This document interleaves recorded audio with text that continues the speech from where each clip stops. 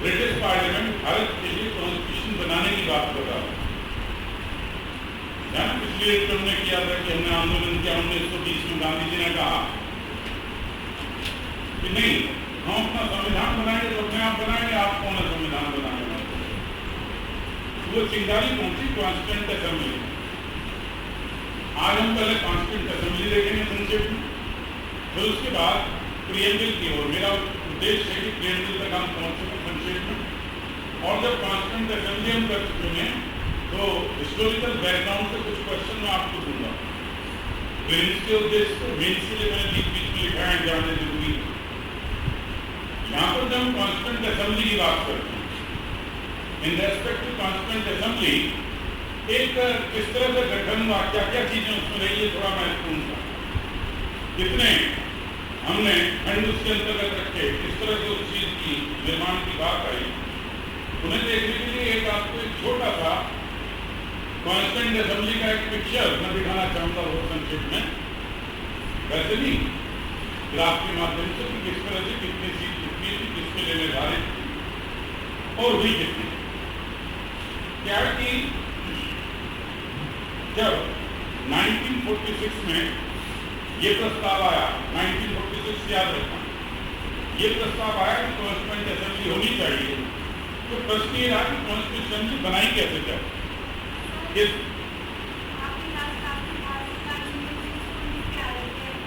1919 में थे, उससे ऊपर नहीं पहुंचे। ये गड़बड़ी हो रहा है, इस बार दोनों क्लासेस का अंतर है, वहाँ आगे पहुंच चुके हैं, यहाँ जो है गड़बड़। ठीक है, 1919 से आगे बढ़ते हैं। मैं तो ये समझ रहा था कि हम ये कर चुके हैं, 1919 के बाद नहीं पहुंचे, तो फिर तो वो हमारी जो वो बनाई थी सीढ़ी वो अधूरी है। अगर वो पूरी नहीं हुई तो क्या होगा मालूम है? कभी ऐसी सीढ़ी को आप चढ़ाएं जिसमें एक डंडा टूटा हुआ या 2 डंडे टूटे हुए, तो उसका क्या कॉन्सिक्वेंस होता है? गिर जाएंगे ना, गिरने का डर। तब अगर इसको मत चढ़ो, तो मैं ऐसी सीढ़ी नहीं देना चाहूँगा जिसपे लोग आगे कहें इसको मत चढ़ो। तो पहले वहीं से शुरू करते हैं, इसका मतलब आज हम उसे करेंगे और फिर कॉन्स्टिट्यूंट असेंबली तक पहुँचेंगे, इतना तो कर ही देंगे। फिर आगे की चीज उसके अंतर्गत देखेंगे। मैं उसी से आगे बढ़ते हुए जहाँ चार्ट आपने बनाया था 1919, उससे आगे थोड़ा सा पहुँच गए, और उससे आगे बढ़ते हुए देखेंगे कि किस तरह से हम उस चीज पर पहुँचे। मुझे बता दिया करो, कोई ध्यान नहीं रहता ना, क्योंकि वहाँ हम कर चुके हैं, वहाँ प्रियम्बल तक पहुँच गए, यहाँ पीछे हैं। तो इसे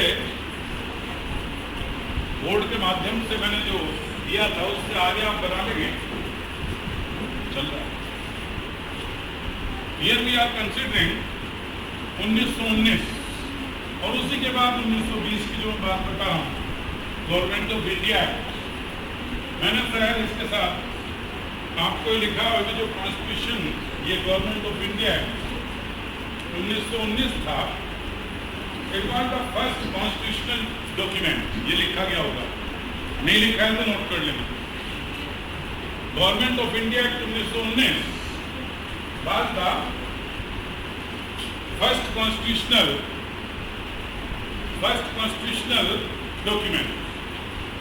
लेकिन उसमें जो इसीलिए फर्स्ट कॉन्स्टिट्यूशनल डॉक्यूमेंट कहा गया क्योंकि यहाँ पर गवर्नेंस के संदर्भ में एक व्यवस्था रखी गई कि हम भारत के लिए एक व्यवस्था करेंगे सुशासन के लिए, और मैंने शायद इसके साथ मोंटेस्क्यू के नाम लिखा होगा, आगे था ना यहाँ। फिर वी आर प्रोसीडिंग फर्दर।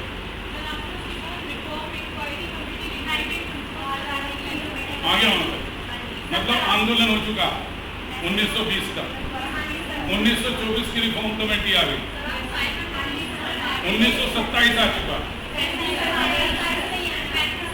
हाँ तो 35 तक आगे फिर तो थोड़ा सफर है। यहाँ मैंने शायद अगर 35 लिखाया हो तो उसमें ये भी लिखा होगा मिनी कॉन्स्टिट्यूशन।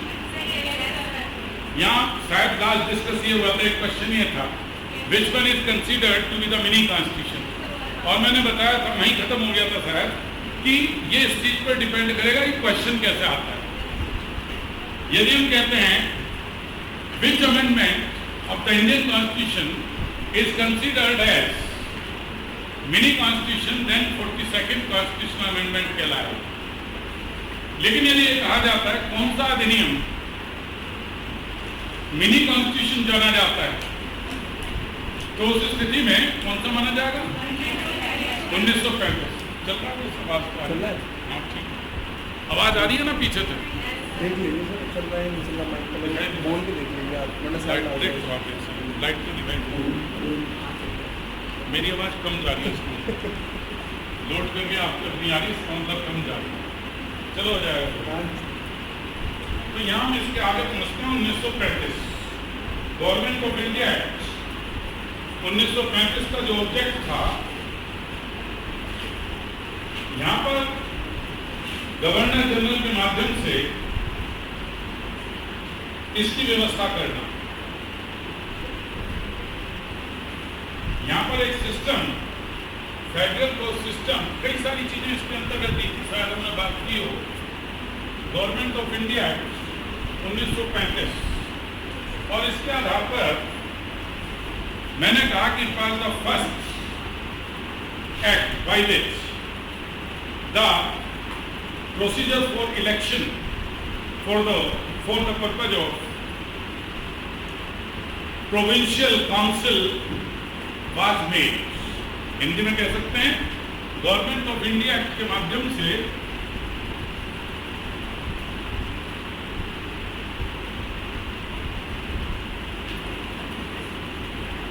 1935 के माध्यम से क्या चीज लाने की कोशिश की गई? बाय विच प्रोविंशियल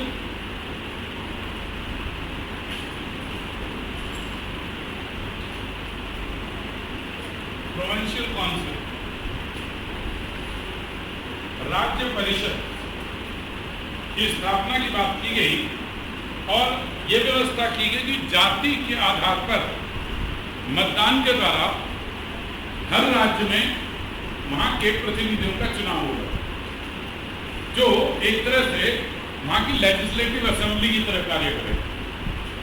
तो हम कह सकते हैं प्रजातांत्रिक democratic system was at the very first time adopted under Government of India Act 1935। Government of India act 1935 के द्वारा सर्वप्रथम इलेक्शन का व्यवस्था दी गई। इलेक्शन जो था जाति के आधार पर, धर्म के आधार पर निर्धारित सीट करते हुए दिया गया, और इसके माध्यम से 1937 में यहाँ जो इसकी विशेषता थी, पहला हम कह सकते हैं प्रोविजन फॉर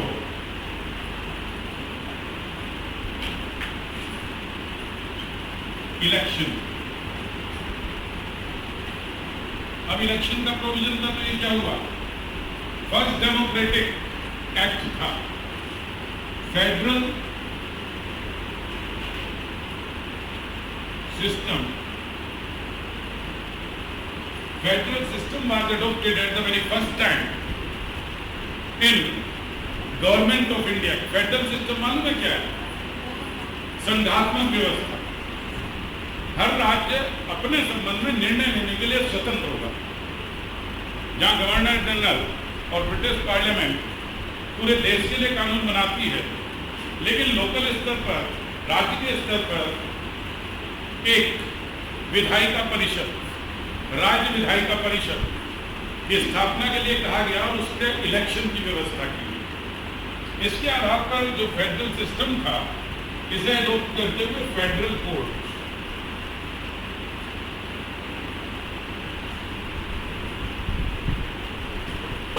इसके माध्यम से फेडरल कोड भी एस्टेब्लिश किया गया। Federal court system was adopted at the very first time by government of India 1935। Federal court का मतलब संघीय न्यायालय। अब जो हमारा सुप्रीम कोर्ट है, पहले क्या था कि सबसे बड़ा कोर्ट हमारा प्रिवी काउंसिल माना जाता था, जो ब्रिटेन के अंतर्गत। दूसरा फिर यहाँ फेडरल सिस्टम डेवलप किया गया, और संघीय रूप से कहा गया कि यह न्यायालय होगा, which was the previous court, predecessor court of the supreme court. जो आज का हम सुप्रीम कोर्ट देखते हैं, स्वतंत्रता से पहले वो फेडरल कोर्ट के रूप में था, उसको ही सुप्रीम कोर्ट के रूप में हमारे संविधान के अंतर्गत स्वीकार किया गया। तो हम कह सकते हैं कि स्वतंत्रता से पहले federal court system was adopted by this particular act. और इसके द्वारा 1937 में first time election at the very first time, ये जो व्यवस्था दी गई थी 1937,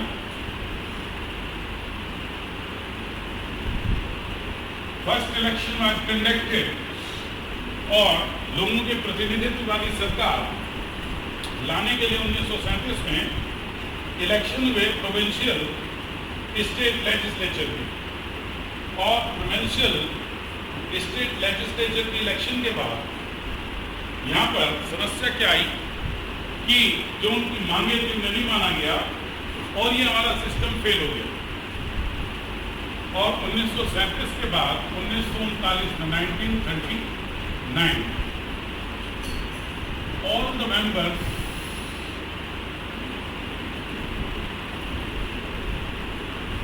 of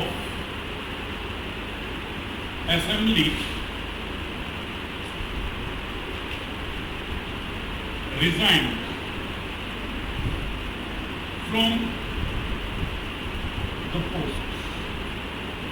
जो चुने गए थे 1937 में, 1939 में उन्होंने इसका बहिष्कार किया और बहिष्कार करके ये एक तरह से असफल व्यवस्था के रूप में डेवलप हो।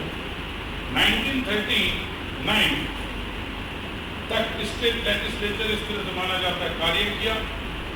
1939 के बाद यहाँ पर जो था पूर्ण स्वराज्य की मांग आने लगी और उस पूर्ण स्वराज्य की मांग को क्रिप्ट मिशन प्लान संविधान निर्माण के लिए 1942 क्रिप्ट मिशन प्लान इसके लिए आया। इसके ऊपर हम कर सकते हैं सजेशन के लिए, देखने के लिए।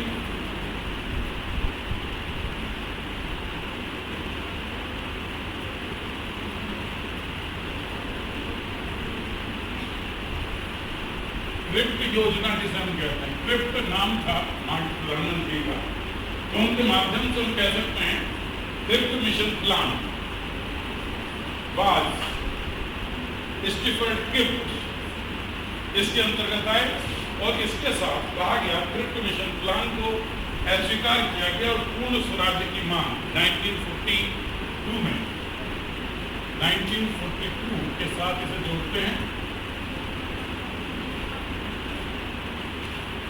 और ये हम कह सकते हैं quit India movement.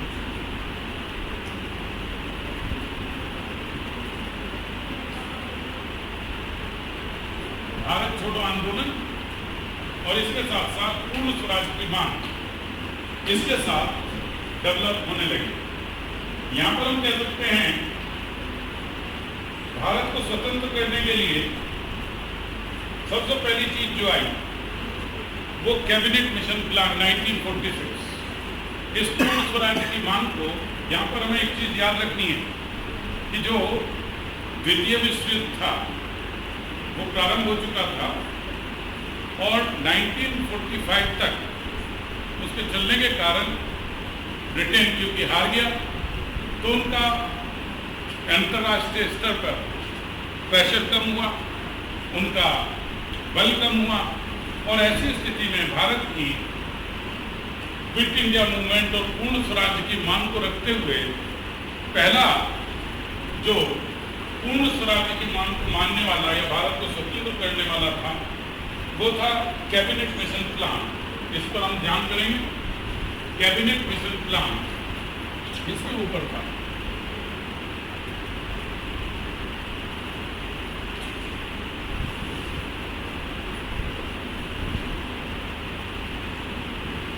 Cabinet mission plan for full freedom to India 1946। अब आपको याद रखना चाहिए 1946 अपने आप में वो वर्ष था जिस समय हमने अपनी कॉन्स्टिट्यूएंट असेंबली की बात शुरू की। दो चीजें हम देखते हैं क्योंकि पूर्ण स्वराज्य की मांग हुई, क्विट इंडिया मूवमेंट आया और 1946 इसलिए महत्वपूर्ण रहा क्योंकि यहाँ पर कैबिनेट मिशन प्लान के माध्यम से एक योजना रखी गई कि भारत को स्वतंत्रता हम प्रदान करेंगे। फिर ये स्थिति है जब भारत को हम स्वतंत्रता प्रदान करेंगे तो उसके साथ क्या होगा, हमें एक संविधान की आवश्यकता होगी और संविधान की आवश्यकता के लिए पैरेलली एक चीज चलती रहेगी। इसके संबंध में एक प्रस्ताव रखा गया कि किस तरह से हम कॉन्स्टिट्यूशन निर्माण करेंगे और वो कॉन्स्टिट्यूशन वाली स्थिति में रखूंगा कैसे कैसे चला क्या रहा। लेकिन उसके साथ साथ कैबिनेट मिशन के साथ हमें याद रखना है स्वतंत्रता के लिए 1947 में कि माउंटबेटन प्लान, जो हम कह सकते हैं 2 राज्य का जो योजना थी, 2 राज्य मतलब भारत और पाकिस्तान, जो सिस्टम था, जब जो यहाँ के गवर्नर जनरल वायसराय उस समय के थे माउंटबेटन, लॉर्ड माउंटबेटन, उन्होंने देखा कि ऐसा संभव नहीं है कि पूरा जितना बड़ा भारत है वो एक रह सके।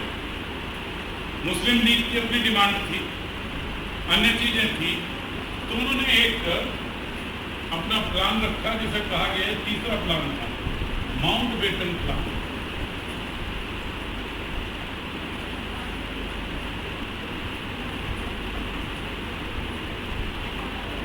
माउंटबेटन प्लान जो इसके अंतर्गत आया 1947, मार्च 1947 में ये प्लान लागू किया गया। अब देखें यहाँ इसके पैरेलली हम देखते हैं संविधान निर्माण के लिए कार्य शुरू हो गया, और जब संविधान निर्माण के लिए कार्य शुरू हुआ तो यहाँ कह सकते हैं कॉन्स्टिट्यूएंट असेंबली का प्रस्ताव रखा गया नवंबर 1946 को। इसके लिए व्यवस्था की गई। 1946 हमारे लिए इसलिए महत्वपूर्ण है क्योंकि इधर तो हम कह रहे हैं कि कैबिनेट मिशन प्लान आया भारत को स्वतंत्रता देने के लिए, to give full freedom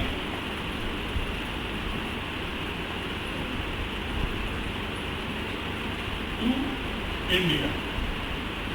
Bharat को पूर्ण स्वराज्य प्रदान करने के लिए कैबिनेट मिशन प्लान आया और उसे लागू करने के लिए जो अड़चन आई 1947 में माउंटबेटन प्लान के द्वारा 2 राज्यों की बात की गई। प्रस्ताव रखा गया 1947 में लागू भी हो गया कि भारत 2 भागों में बटेगा, पाकिस्तान और भारत। लेकिन उससे पहले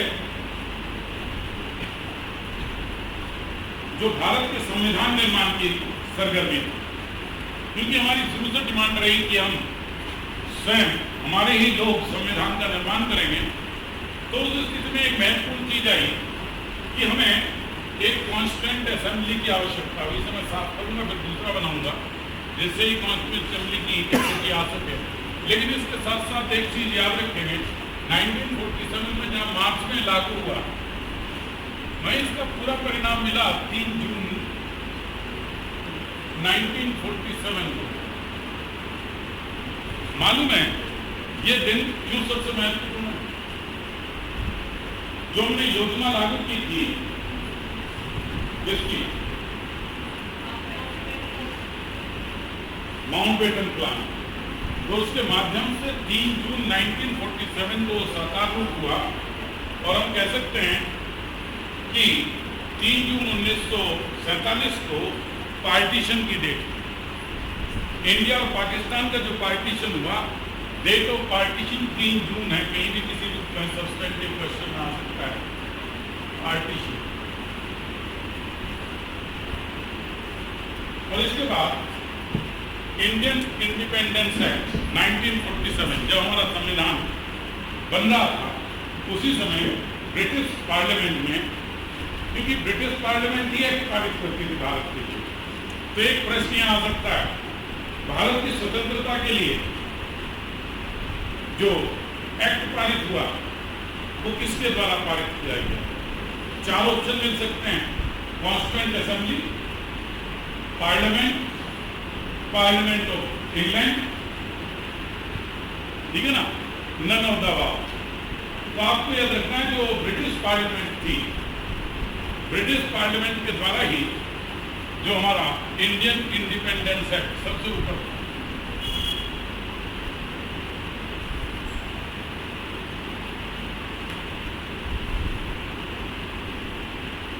इंडियन इंडिपेंडेंस एक्ट 1947 लागू हुआ। लेकिन एक चीज मैं बता दूं, जब हम भारत का संविधान पढ़ते हैं तो भारत के संविधान के लागू होते हुए उसके अंतर्गत जो अंतिम हमारा आर्टिकल है, रिपीलिंग आर्टिकल, कौन सा 395 जो आर्टिकल है वो कुछ प्रावधानों को रिपील करता है और उसके अंतर्गत इंडियन इंडिपेंडेंस एक्ट 1947 को रिपील कर दिया गया। रिपील मतलब समझ रहे ना, खत्म कर दिया गया। भैया स्वतंत्रता दी थी इस एक्ट से, तो संविधान लागू होते ही इसे खत्म क्यों कर दिया गया? कारण क्या था? इसका कारण यह था कि इसके बने रहने का मतलब क्या था कि ब्रिटिश गवर्नमेंट ने, ब्रिटिश पार्लियामेंट ने यह पारित किया है, यदि वो इसे समाप्त कर दे तो भारत, अगर ब्रिटिश पार्लियामेंट समाप्त करे तो भारत फिर से ब्रिटेन का गुलाम हो सकता था, एक संभावना। लेकिन यदि हम स्वयं अपने संविधान के अंतर्गत रिपील करते हैं, और क्यों रिपील करते हैं? क्योंकि उसके स्थान पर गवर्नमेंट ऑफ इंडिया एक्ट 1935 के स्थान पर हमारा संविधान लागू हो गया। बेटा पानी ले लो थोड़ा सा, अच्छा रहेगा, ठीक है ना? क्योंकि पढ़ते हुए आपको एकदम एक्टिव रहना है, थोड़ा सा पानी लो तो अच्छा रहेगा, है ना? तो उसके लिए जरूरी है कि आप जो है थोड़ा सा ध्यान तो ट्राई करें, साथ में मोबाइल से ज़्यादातर कोशिश करा कर दूर हैं। आपने एक चीज़ महसूस करी है, मैंने भी करी, वो बता रहा हूँ जो मैंने महसूस करी, आपको तो ठोक रहा हूँ। अगर आप लेटते हैं, कई बार मन करता है लेट के कहीं से आए, चलो आराम करेंगे, थोड़ी देर मोबाइल देखें, 10 मिनट, 15 मिनट, 20 मिनट, अलग अलग क्षमता है, वो 1 घंटा भी देख सकता है। उसके बाद आप एक मानसिक तनाव, मानसिक क्या कहना चाहिए, अनरेस्ट की स्थिति महसूस करते होंगे, सभी करते होंगे, मैं तो करता हूँ, है ना? माइंड शून्य की तरफ चला जाता है और पढ़ाई से क्या हो जाता है, डाइवर्ट हो जाता है। तो इसलिए मोबाइल का आपको सदुपयोग करना है, केवल उस समय जब पढ़ना हो सदुपयोग करें, और मैं समझता हूँ it will be better for every student.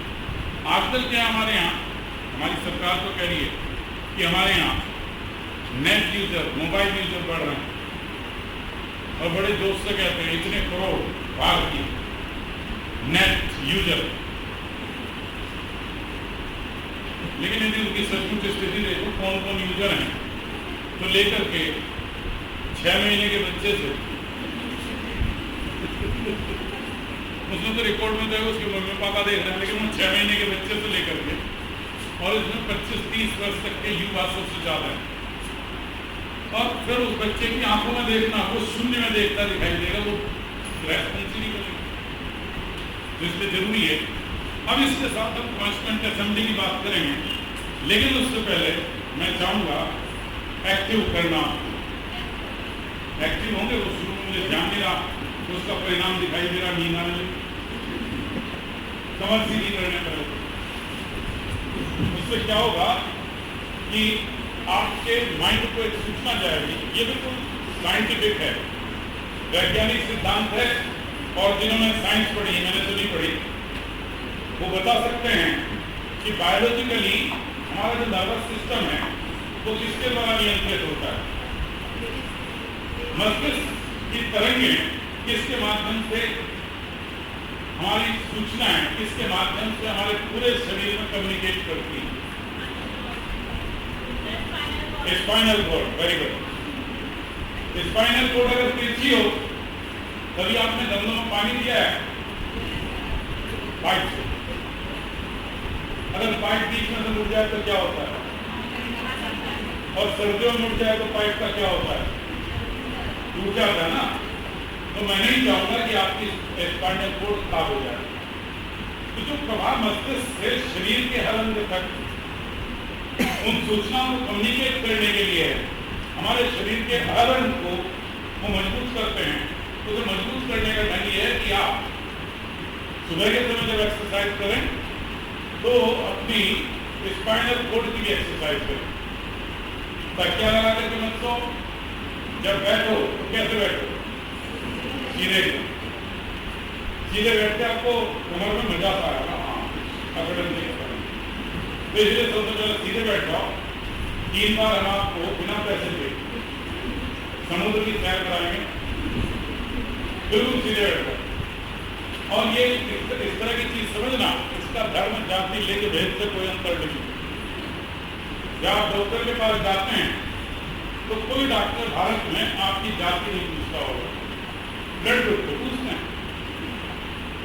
Blood pressure भी देखते हैं, लेकिन जाति तो नहीं पूछता ना। अगर आपको बुखार है तो सबको पैरासीटामोल ही देंगे, प्रोटीन के रूप में दोगे। तो समझ लें, अपने स्नायु तंत्र को मजबूत करने के लिए, कंसंट्रेशन के लिए मेडिटेशन जरूरी है। Meditation is just like proceed for a person who is suffering from fever. तो प्रोसीड तो सब खाते हैं ना, बिना जाति धर्म भेद के। केवल आपको एक काम करना है, जिस ईश्वर को, अल्लाह को, जीसस को जिसे मानते हैं उनका ध्यान करो, उनमें अपने आप का आत्मसात कर दो। और मैं मानता हूँ हमारे यहाँ पर सबसे ज्यादा सेकुलर कोई है, अभी सेकुलर पढ़ेंगे, आदमी तो अभी पेट पर आ जाएगा। तो क्या है मालूम है? Who is most of the important secular article in the entire universe? संपूर्ण विश्व में, संपूर्ण यूनिवर्स में, ब्रह्मांड में क्या सबसे ज्यादा सेकुलर, धर्म निरपेक्ष, पंथ निरपेक्ष क्या है?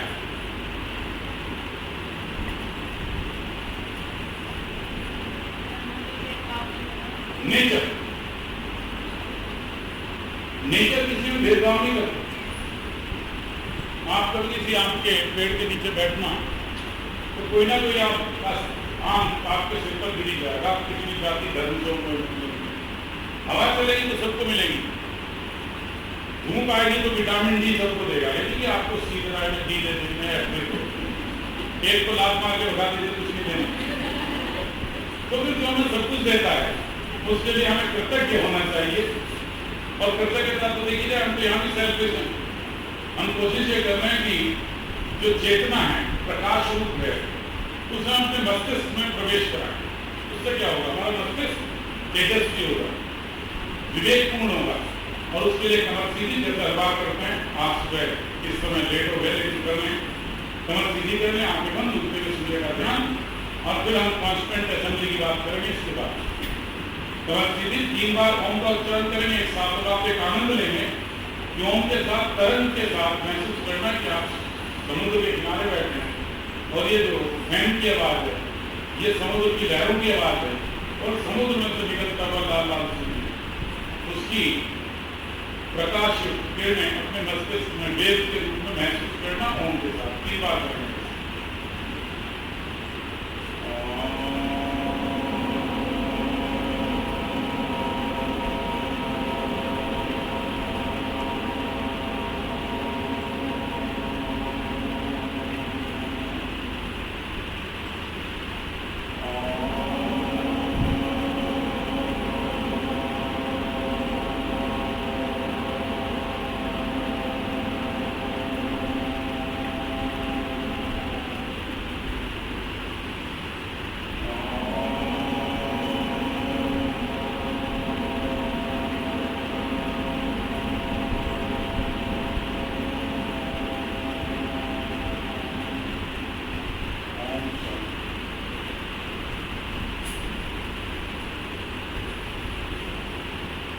एक क्वेश्चन बता दें, 3 जून 1947 को क्या हुआ?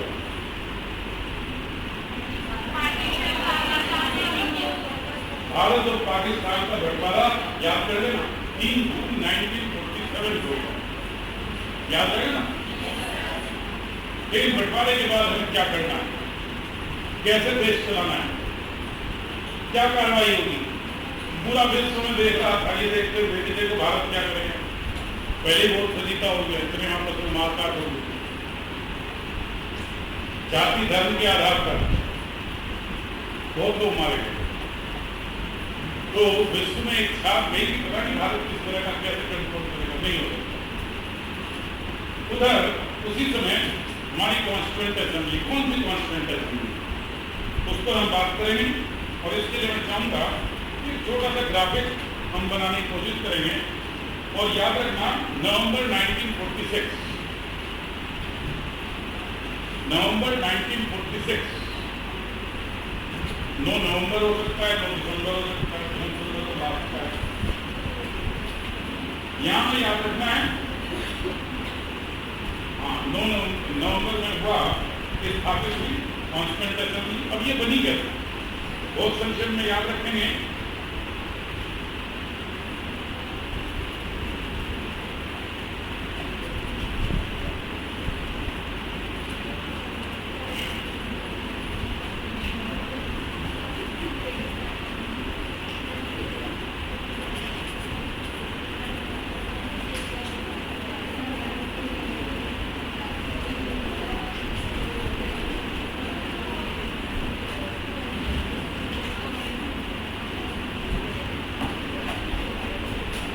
Formation of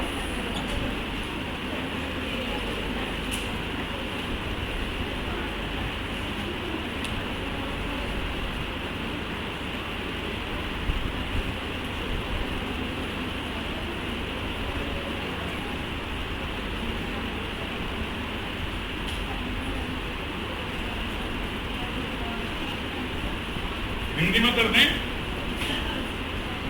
संविधान निर्मात्री सभा,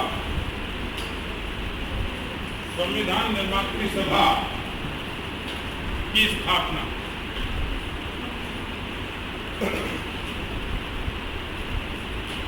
नवंबर 1946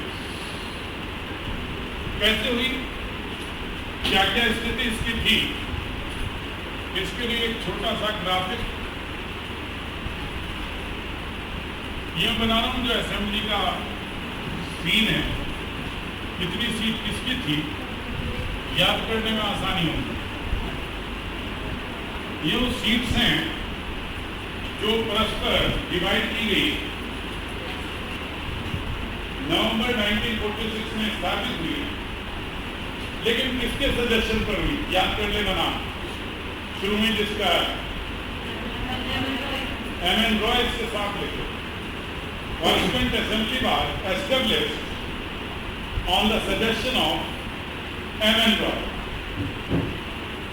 यहाँ पर इसके साथ टोटल सीट जो रखी गई थी, प्रस्तावित थी 389, जिसमें 208 सीट इंडियन नेशनल कांग्रेस, क्योंकि उसकी संख्या ज्यादा थी, 208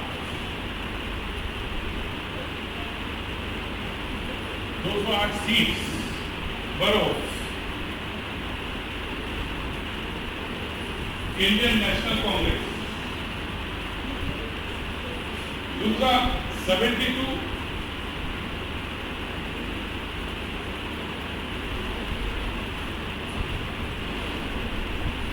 ये तो इंडियन दोनों का रंग अलग अलग होना चाहिए।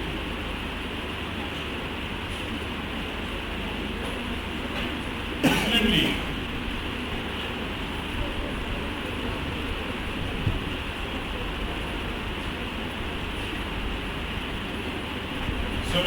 सीट मुस्लिम लीग के लिए निर्धारित की गई। इसके साथ साथ यहाँ में याद रखना है 15 अदर्स का मतलब जो नॉमिनेट किए जा सकते हैं, प्रस्तावित करते हुए 15 अदर्स के लिए रखी गई, महिलाओं वगैरह के लिए उस तरह से रखी गई।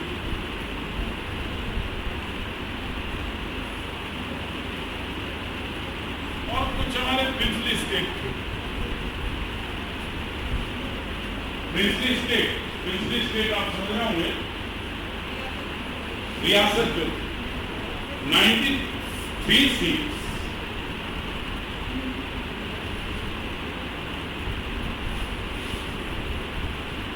were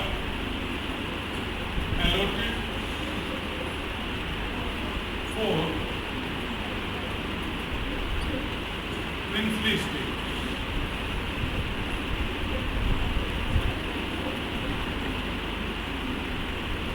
देखो अलग अलग दिखाई दे रही होंगी। अब इसके देखने से यदि आपके पास ये चार्ट माइंड में रहेगा तो आपको ध्यान होगा कि टोटल कितनी सीट थी और किस तरह से वो डिवाइड की गई। यहाँ एक महत्वपूर्ण चीज थी कि जो प्रोविंशियल असेंबली के सदस्यों द्वारा जितने हमारी इलेक्शन के माध्यम से देखें, यहाँ पर जो 90 सीट थी ये एक्सेप्शन थी। 93 सीट जो थी एक्सेप्शन थी। डेमोक्रेटिक देश की संवैधानिक सभा गठित करते हुए,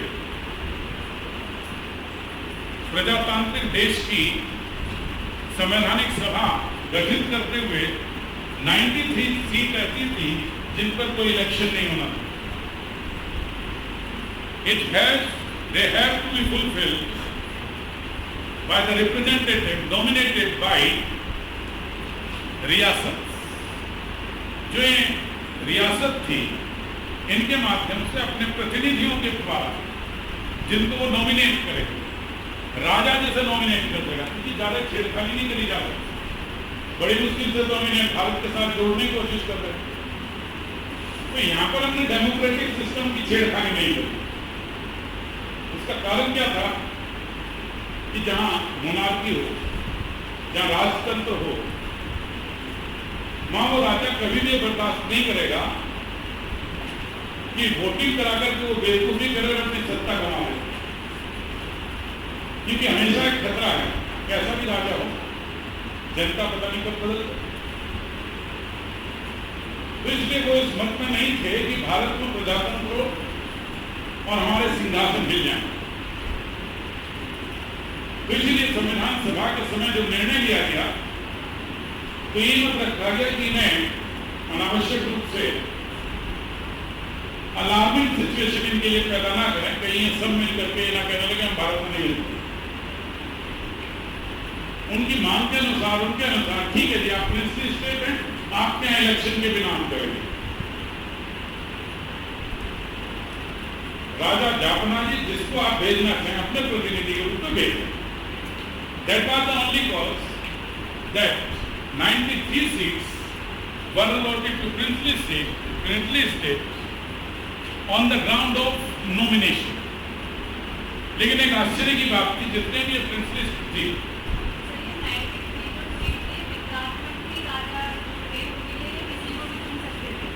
वो किसी को भी अपने नॉमिनेट करके भेज सकते थे।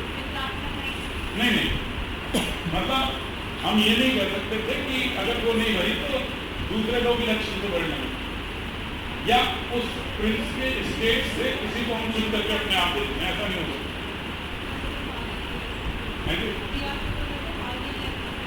नहीं भाग नहीं दिया, ये नहीं होता।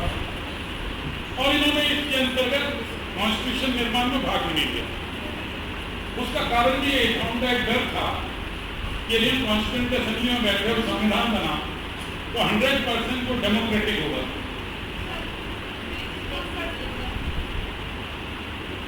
हो सकता है कि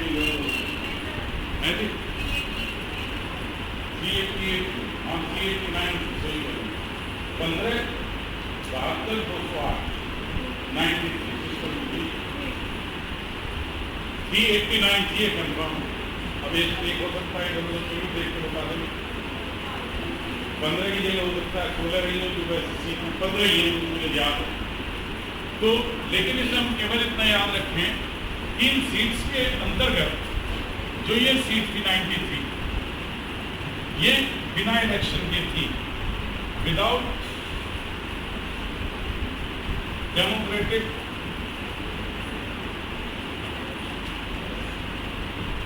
सिस्टम। लेकिन ये इसलिए मैंने इसे क्रॉस किया है क्योंकि ये सीट किसी भी प्रिंसली स्टेट के किसी राजा ने अपने प्रतिनिधि को संविधान निर्माण की सभा में शामिल होने के लिए भेजेंगे।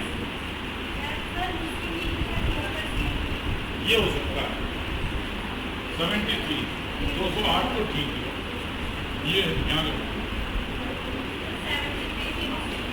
73 थी, यस बिल्कुल, यहाँ एक भी कैलकुलेशन गड़बड़, ये गड़बड़। तो यहाँ पर तो हमारी स्थिति रही कि ये इसलिए नहीं भेजा गया क्योंकि प्रिंसली स्टेट का मतलब ये था कि यदि उन्होंने अपने प्रतिनिधि को भेजा और वो मत दें या ना दें, माना जाएगा कि डेमोक्रेसी के लिए उनका भी मत था।